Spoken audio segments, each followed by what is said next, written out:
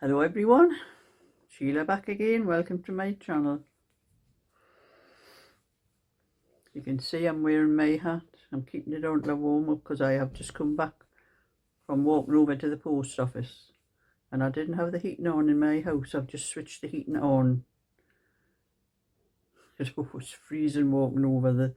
Wasn't that cold? I think it was about 3 or 4 degrees or something like that today. That's cold, like, you know, but not that badly. I keep my hat on to warm up.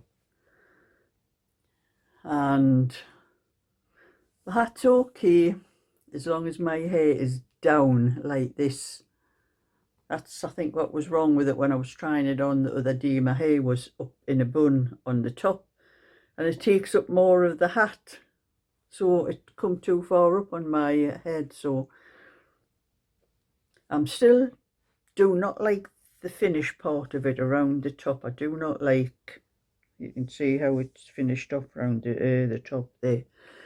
I may pull those stitches out down to the last slot of, I think it finished with rib. That was purl, rib, purl, rib, purl and rib, I think, without taking it off. And then it was all like stocking stitch from there afterwards, and I think it spoils the effect of the hat, and I didn't like that. So I think I'm going to pull it out down to where the last lot of ribbed stitches were, and then I'm going to carry on with this. And when you did the decreasing all around, it was on every 2 stitches, so it was every stitch as you were going around, all of the stitches were decreased, and it shows up and it looks untidy. I've just had an order on my phone then. I've just come from the post office and I hope it's not something to post because I am not going back till tomorrow now.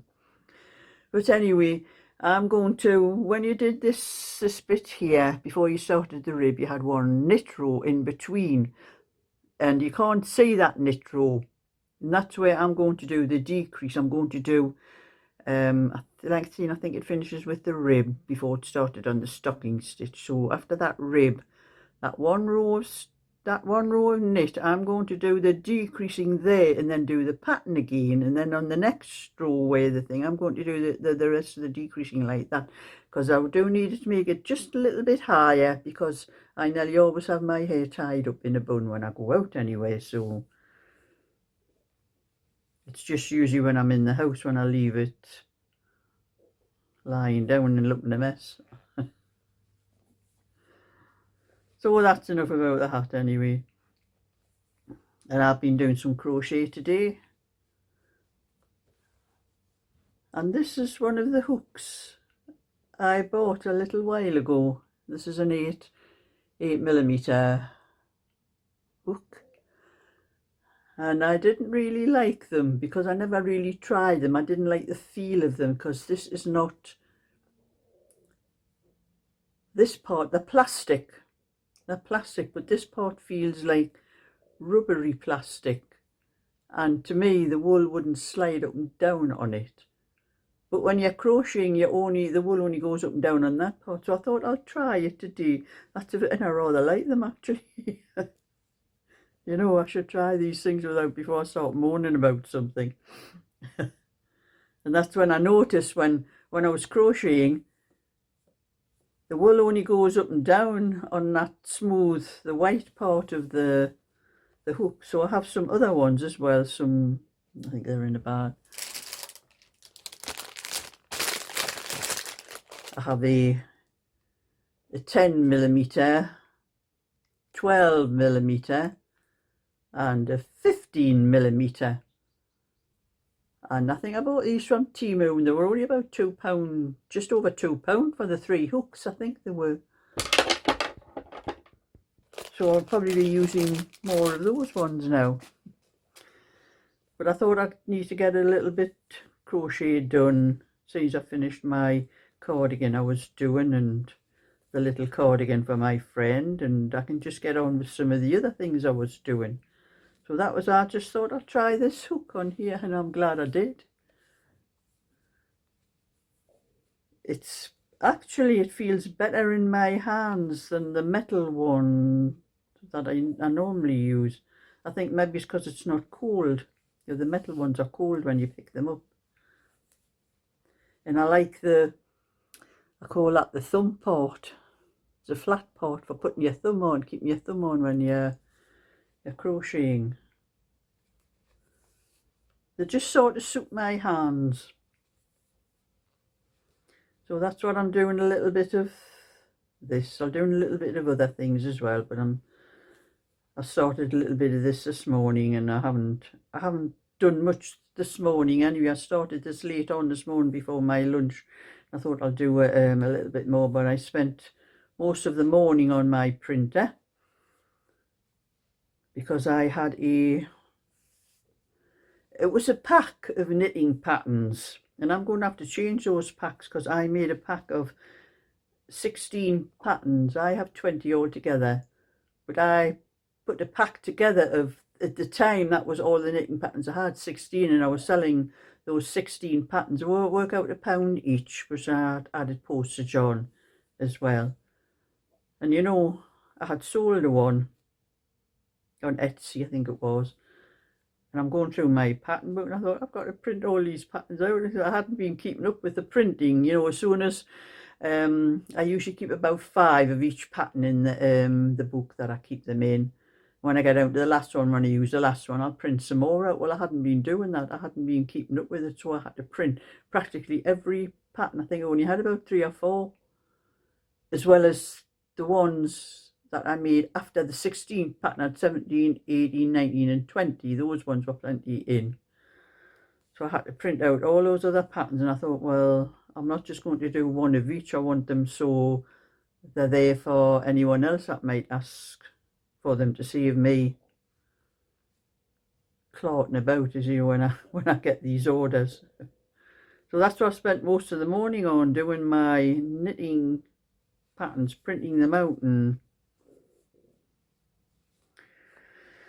But anyway, I'll put that down. That's how much I've getting done of the blanket. That'll probably be it for today for that, because I want to do a couple of hours on maybe each thing that I have to do. So I'll put that down, put my hook there. And I did a little bit of this last night, a little bit of that scarf, because I'm going to finish that scarf off and a little hat with it. And I may do some children's ones like this hat with a little scarf to go with them as well, with like the pom-poms on, like I'm doing with this one. So children's ones, I'll probably put a pom-pom on, but I'm not putting a pom-pom on for myself. So that was a little bit of that I did. And then I started on this. This was the wool I showed that the next cardigan I'm doing for myself. This will be tonight after my tea. I'll be knitting this. But this is how it's coming out.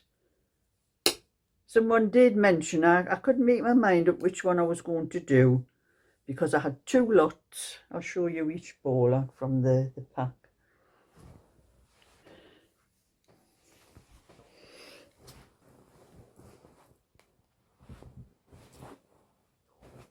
This dull man.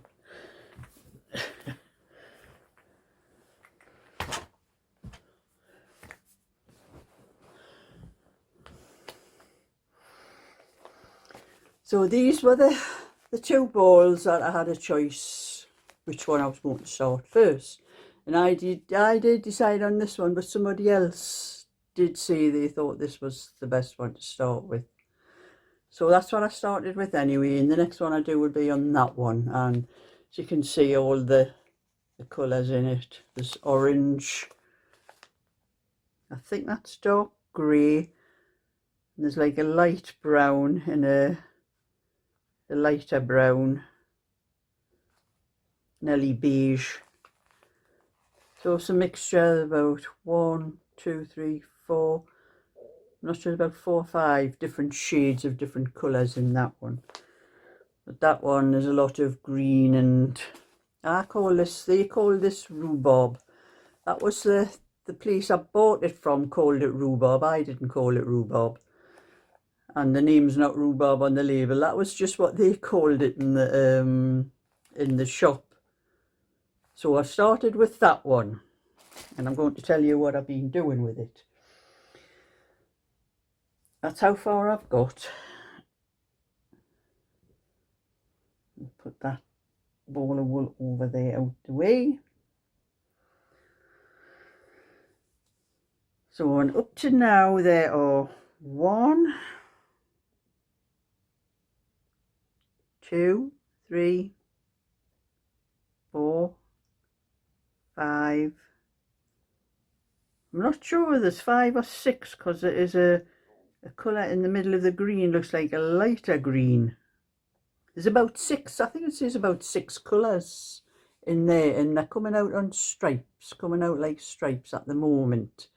And I am using, these are a pair of pony, I think. Yes, these are pony, the ones that go. I'm not too keen on these ones, but these are 275mm. I normally do 4mm for the body part, you know, here, and usually 325 for the ribs.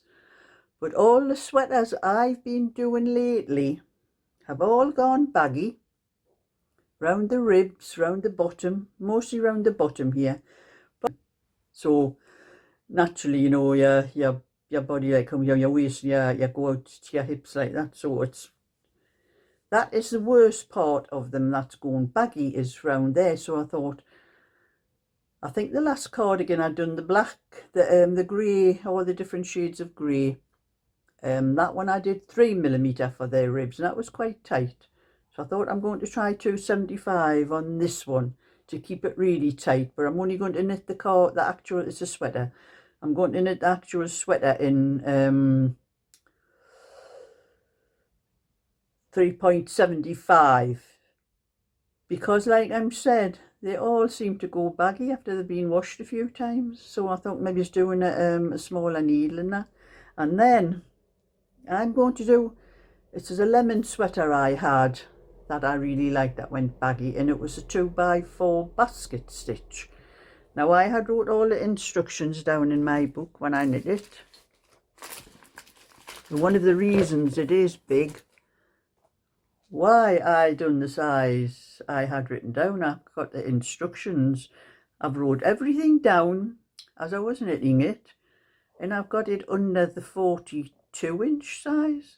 I normally do a 40 for myself, but I've got all the instructions for that one down under the 42-inch. That's probably how it's so big as well. I don't know what on earth made me do a larger size like that. Unless I thought the wool was finer and there it needed to be a little bit more stitches. I don't know, I can't remember. So I'm doing off the actual pattern, the same pattern. I'm going to do the 40-inch now, which I should have done in the first place for that one. So I'll have 2 sizes on this pattern when I do this one. Yes, because I'm looking at the last size. I have 34, 36, 38, 40 and 42. The other sizes I will do on it. And I've got all the instructions written on the very last part. So that's the 42-inch I've been doing. So I'm doing it to the 40-inch, actual 40-inch one, which the finished measurement to a 40-inch will be 42. The 42 I did, the finished measurement, that was 44, but it now measures 46. So I know it has gone bigger, stretched a bit more as well. So that's what I'm going to do with this one after I finish the rib with the 275. I'm seeing I didn't have any of those ones like these ones.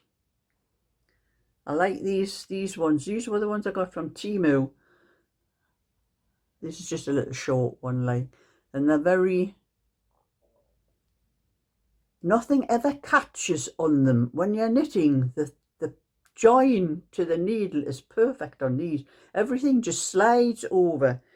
These pony ones, I didn't have a 275 in any other one, so I was using these were the only ones I did have, were the pony ones, and the wool keeps catching on there. You can see on my finger is going to the join. It's sticking on the join. But I have some 375 in for to do the body part. These are the Zing ones. So I'm going to use these for the thing. I'm not sure whether I have any like these ones in 375. I think I might have. I'll have to have a look around for them because I've got that many of them. So I'm going to use that, probably these Zing ones, and see what these are like for actually knitting. But even these ones, not as bad as the pony ones, but when I run my finger up from the cable onto the needle, my finger doesn't smoothly go over it. But they do on those very cheap ones that I get from Temu.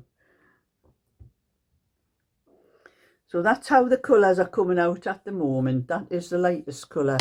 What's at the bottom? It's like a purplish grey, I haven't come across that colour again yet, so although I think I'm coming onto it here. No, it's not. That's a cast on it. That's a cast on stitch. You know, I don't know where I am half the time here. That's purple. I can see it round the outside of the ball there, but I haven't come across it. I can see it there somewhere in the centre there. I'll be coming up to it soon, so there must still be one or two different colours to come onto this. But it's just going to be a round neck sweater with the 2x4 basket stitch on it when I get sorted. I'm not sure whether I did 18 rows, I think, to measure about 2 inches. At my tape measure, see how many. I'm not sure how many rows I've done, but it could probably do with a couple more rows and it'll be just on the 2 inches. It's not quite on the 2 inches now. I think I've got 1, 2, 3, 4, 5, 6, 7, 8, 9, 10, 11, 12, 13, 14, 15, 16. I've got 16 rows, so I think I'm going to do it to 20 rows to make a deeper rib. And the stitches actually don't look that much smaller for the size needle that I'm using. But this is more of the where is it? The more of the majestic that I did my grey, the grey striped one with. And this wool I'm using here, like I'm saying, it's mixed fibres again, doesn't tell you what it is. But it has the same feeling of the grey one. So I don't think it's just acrylic. I think there's something else in it. But I know it's not wool because I wouldn't be able to knit it without it affecting my hands. So it could be more cotton, I just wish they would tell you what was in this wool. But anyway, that's my little bit for today. I'm going to be started on this after my tea. But I'm going to do a little bit more of the blanket. Oh, and I was started another one of these scarves I'm wearing. I had that much left from my cardigan, so I'm going to do one of those little scarves. I've just started it, the edge to it, with the I-cord edge. That's what you call that on there, the I-cord edge on this. And you know, the pattern for this, it is a copyrighted bought pattern, and it tells you on the bottom of the pattern that it's only for personal use. You can't knit them to sell. Now, out of curiosity, I've looked on eBay and Etsy, and there are hundreds on there for sale. So a lot of people have been knitting these and they don't care whether it's copyrighted or not, but I won't be doing that. So thumbs up and subscribe, and I'll catch you all another time. So bye for now.